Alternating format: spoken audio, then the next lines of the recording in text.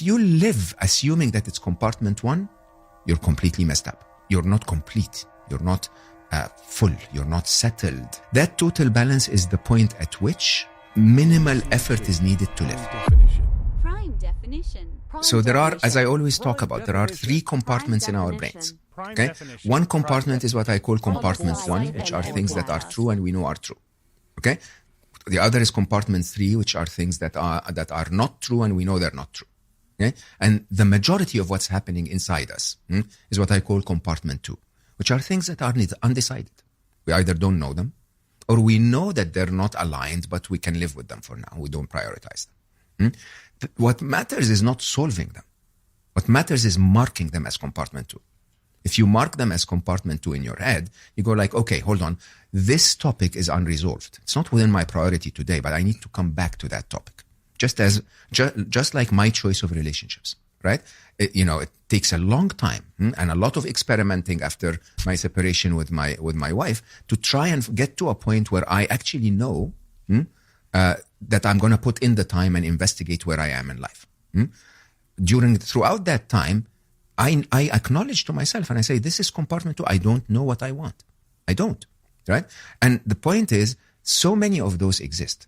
If you live assuming that it's compartment one, you're completely messed up, right? Because your actions are not matching your feelings, and your feelings are not matching your thoughts. Okay? You're not complete. You're not full. You're not settled. That idea of equilibrium. Most people, the easiest way to imagine it visually is to imagine a pendulum, right? If your life is in equilibrium, it's in total balance, that total balance is the point at which minimal effort is needed to live. If you're in balance, you're not struggling.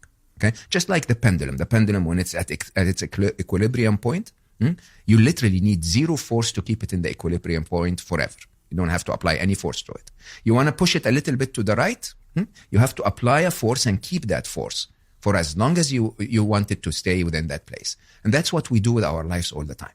That our nature, our balance, our equilibrium is not exactly how we're living. And so we're constantly applying effort.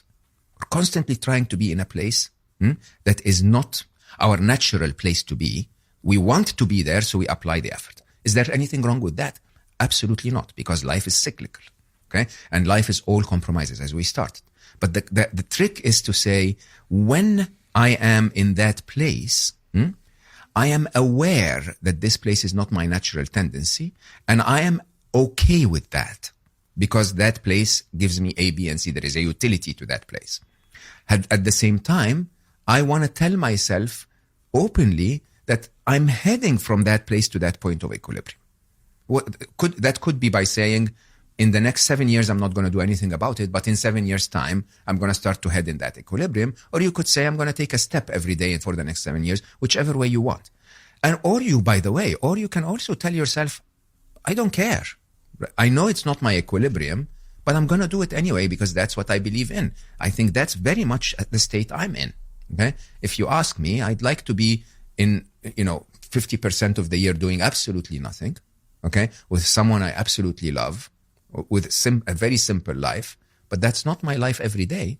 And I know that to be true, and I will do it for a while to go, because I have assigned myself something that I believe requires that effort.